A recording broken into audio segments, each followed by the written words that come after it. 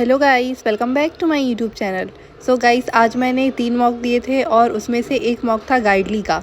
मुझे बहुत से कमेंट आ रहे थे कि आप गाइडली का मॉक दो, और मुझे ऐसा लगता था कि गाइडली का मॉक बहुत ज़्यादा टफ़ होता है, तो मैं गाइडली का मॉक नहीं दे रही थी। और मुझे ऐसा लग रहा था कि गाइडली के मॉक में अगर नंबर बहुत ज़्यादा कम आ गए, मतलब बहुत कम स्कोर आ गया, तो कॉन्फिडेंस पूरा लो हो जाएगा, जो कि मैं बिल्कुल भी नहीं चाहती थी कि अभी एग्ज़ाम आने वाले हैं और कॉन्फिडेंस बिल्कुल लो हो जाए।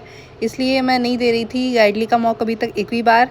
लेकिन आज मैंने, मतलब कल मैंने मॉक दिया था और इतना कोई बुरा स्कोर तो आया नहीं, और इतना टफ़ भी मुझे नहीं लगा। वैसे उसमें ऑप्शन रहता है ईज़ी, ईज़ी टू मॉडरेट और टफ़ वाला, तो मैंने तो ईज़ी वाला ही चूज़ किया था, क्योंकि मैंने ईज़ी टू मॉडरेट भी चूज़ नहीं किया था, क्योंकि मुझे ऐसा लग रहा था कि अगर मैंने थोड़ा सा भी टफ़ चूज़ कर लिया तो गाइडली पे तो वैसे भी टफ़ आते हैं, तो और पता नहीं कितना ही टफ़ आ जाएगा। इसलिए मैंने इजी ही चूज़ किया था।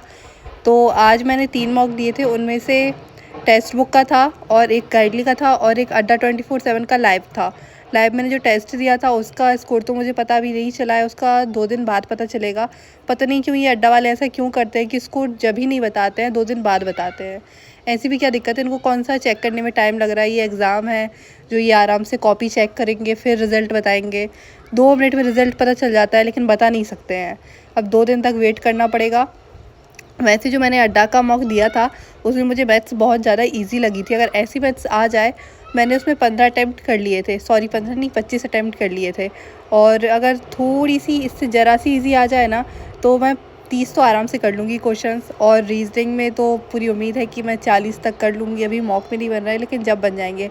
तो सबसे पहले मैंने जो टेस्ट दिया था वो टेक्स्ट बुक का दिया था, और मुझे इससे अच्छी खासी उम्मीद थी कि अभी प्रैक्टिस के बाद, डेली चेकलिस्ट सॉल्व करने के बाद कुछ अच्छा स्कोर आएगा। बट अभी ऐसा कोई अच्छा स्कोर आया नहीं जिसकी वजह से मैं खुश हो जाऊं, लेकिन बुरा भी नहीं आया। अभी बस मैं स्टक हो गई हूँ एक जगह पे, जो कि है 40 से 50 के बीच में। उससे ना आगे बढ़ पा रही हूँ, ना ही पीछे जा पा रही हूँ। पीछे तो नहीं जाना है, बिल्कुल भी नहीं जाना है, लेकिन बस मैं स्टक हो गई हूँ यहाँ पे कि या तो नंबर 40 से थोड़े ज़्यादा आएंगे या 50 से थोड़े कम आएंगे।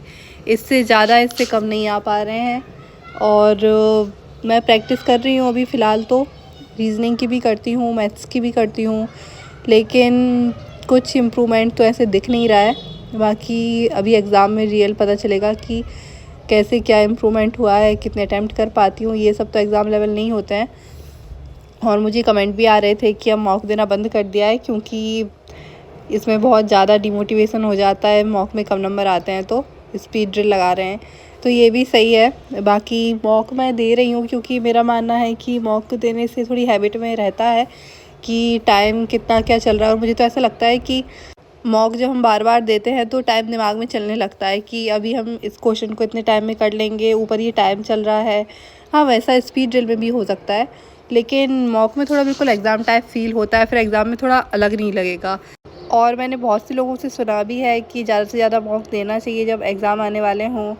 तो अभी तो एग्ज़ाम आने वाले हैं, इसलिए मैं मॉक दे रही हूँ। बाकी जो लोग अभी स्पीड ड्रिल लगा रहे हैं, मॉक नहीं लगा रहे हैं, उनका भी सही है, वो भी ये कर सकते हैं। स्पीड बढ़नी चाहिए, कॉन्सेप्ट क्लियर होनी चाहिए, और टाइम का ध्यान रहना चाहिए कि इतने टाइम में हमें इतने क्वेश्चन कंप्लीट करने हैं।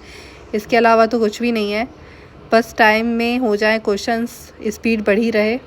ये इसीलिए मॉक रहता है और इसीलिए ये स्पीड ड्रिल रहती है, तो दोनों ही बढ़िया हैं। ये जो मैंने टेक्स्ट बुक पे लगाया था ये प्रीवियस ईयर का पेपर नहीं था, ये मॉक ही था। और लेकिन जो मैंने अड्डा पर लगाया था वो मेमोरी बेस्ड क्वेश्चन थे उसमें, तो वो तो थोड़ा इजी लग रहा था मुझे, और ये भी इजी ही था। बस पता नहीं क्या हो रहा है कि मेरी स्पीड अच्छी खासी नहीं हो पा रही है। कभी कभी ऐसा होता है मैं एक क्वेश्चन में फंस जाती हूँ और उसमें ज़्यादा टाइम दे देती हूँ। ये मुझे पता है कि जिस क्वेश्चन में फंस रहे हैं उसको ज़्यादा टाइम नहीं देना चाहिए, फिर अगले पे फोकस करना चाहिए। बट ऐसा होता है ना कि हम अगर एक कोई पज़ल सॉल्व कर रहे हैं और उसमें पूरा हमसे बन रहा है, हमारे 4-5 वेरिएबल हो गए वहाँ पे अपनी जगह पे, और बस 2-3 रह गए और वो 2-3 में कन्फ्यूज़न हो रहा है, तो फिर मन नहीं मानता है ना कि इनको भी सेट करना ही है, क्या दिक्कत आ रही है, कहाँ पे दिक्कत आ रही है, इसे पूरा क्लियर करना है और इसे वापस सेट करना है।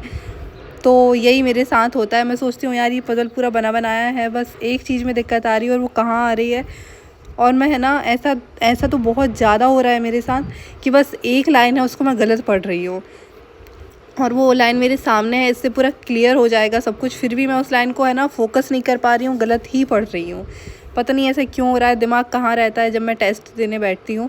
और इसमें टेस्टों के मेरा जो स्कोर आया वो 41 आया। मैंने 44 अटैम्प्ट किए थे, गलत तो ज़्यादा नहीं निकले हैं, लेकिन इनका कहना है कि मैं कट ऑफ से दूर हूँ, बहुत दूर हूँ, 16 नंबर दूर हूँ, जो कि देख के मुझे बहुत ज़्यादा दुख हुआ कि ये तो नहीं बोलना था। मेरे नंबर बता दिए, ठीक है, ये नहीं बोलना था। और फिर जो दूसरा टेस्ट दिया था वो मैंने गाइडली पे दिया था। और जब मैं ये टेस्ट देने बैठ रही थी तब मुझे यही याद आ रहा था कि गाइडली बहुत ज़्यादा टफ़ होता है, इसमें नंबर बहुत ज़्यादा कम आते हैं। और पहले से ऐसा सोच लो ना तो बाद में तो ऐसा होना ही है। लेकिन फिर भी इतने बुरे नंबर नहीं आए थे, लेकिन बहुत अच्छे आ भी नहीं पाए थे। पता नहीं क्यों मैं इस पर ज़्यादा अच्छे से सॉल्व नहीं कर पाई थी क्वेश्चन, और कम स्कोर आ गया था, जो कि था 39। और इसमें भी मैंने 44 अटैम्प्ट किए थे, 40 से ही निकले थे और 39 मेरा स्कोर आया था। फिर मैंने एनालिसिस किया था कि कहाँ क्या गलती की है मैंने, और उसके बाद फिर मैंने अंडर 24/7 का मेमोरी बेस्ड क्वेश्चन पेपर जो रहता है वो सॉल्व किया था। बट इसका रिज़ल्ट तो मैंने पहले ही बताया था कि अभी बताया नहीं है, और 2 दिन बाद बताएंगे। और ये इसमें मैंने 25 क्वेश्चंस अटैम्प्ट कर लिए थे मैथ्स के, और रीजनिंग के भी मैंने 30-32 समथिंग क्वेश्चन अटैम्प्ट किए थे। अब देखते हैं कि सही कितने निकलते हैं। बाकी मैथ्स में तो मुझे उम्मीद है कि पूरे सही निकलेंगे। बाकी रीजनिंग का भी कंफर्म नहीं पता है। अगर ऐसा पेपर आ गया ना मैथ्स का, इससे थोड़ा सा और इजी आ जाए तो 30 क्वेश्चन पक्के कर लूँगी मैं। और बस मुझे रीजनिंग में स्पीड बढ़ानी है कि रीजनिंग में मेरे 40 में से 40 क्वेश्चन हो जाएं और उसके साथ वो गलत ना निकलें। अभी ऐसा हो नहीं पा रहा है। अभी ज़्यादा से ज़्यादा ऐसा होता है कि मेरे 37 क्वेश्चंस हो जाते हैं, उनमें से भी 4-1 गलत निकल जाते हैं। और 40 क्वेश्चंस तो अभी तक किसी में भी नहीं हो पाए मेरे। बहुत ज़्यादा मुझे ऐसा लगता है कि थोड़ा सा टाइम और मिले जब हो पाएंगे। बाकी अब मैं कोशिश करूँगी, आज भी प्रैक्टिस करूँगी तो थोड़े अच्छे नंबर आ जाए मेरे। कम से कम 40 तो अटैम्प्ट हो जाए। अगर एक आध गलत निकल जाए तो चलेगा, लेकिन बाकी 40 तो अटैम्प्ट होने ही चाहिए रीजनिंग में। और फिर ये मैंने सेक्शनल टेस्ट लगाया था डब 24/7 पर, जिसमें मेरा 24 स्कोर आया था। और फिर उसके बाद मैंने एक टॉपिक टेस्ट लगाया था अल्फ़ा न्यूमेरिक सीरीज़ का, जिसमें मेरे 17 क्वेश्चन सही निकले थे और बाकी 3 गलत निकल गए थे। और फिर उसके बाद मैंने चेकलिस्ट सॉल्व की थी, जो कि रीजनिंग की थी और मैथ्स की भी की थी, लेकिन मैं उसका वीडियो नहीं बना पाई थी। कभी कभी ऐसा पढ़ाई होता है कि जो याद रहता है उससे तो मैं वीडियो बना लेती हूँ, लेकिन कभी कभी मुझे कुछ याद नहीं रहता, मतलब ये वीडियो बनाना याद नहीं रहता, तो मैं भूल जाती हूँ। और फिर बाद में भी ऐसा मन नहीं करता कि वापस से उस चीज़ को निकाल के उसकी वीडियो बनाओ। सो गाइस, अब अपने ब्लॉग को यही ख़त्म करती हूँ। मेरी वीडियो को लाइक करना। बाय।